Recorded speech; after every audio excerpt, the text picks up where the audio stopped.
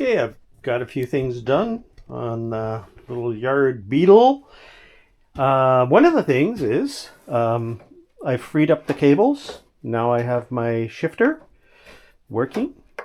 Okay, all nice and lubed up the cables, and let's lift this up here and I'll show you my wiring here. The positive is of course off the battery right now, but I have moved the solenoid from where it was hiding underneath the battery there out to there. Okay, it's a little easier to get at.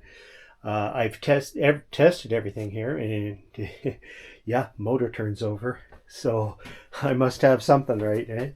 Anyways, it's not too complicated once you understand these systems here. And so all the wires all in a loom, and I've sealed this up here to the new ignition switch, and with a fancy key. Anyways, yep, not a problem. So the next thing I'm going to do here is get the carburetor off, clean it, check for spark. Yeah, there's a few things here. I don't really want to run the motor in here, but anyways, yeah. So anyways, as we carry on, I've got the diesel heater all fired up in here.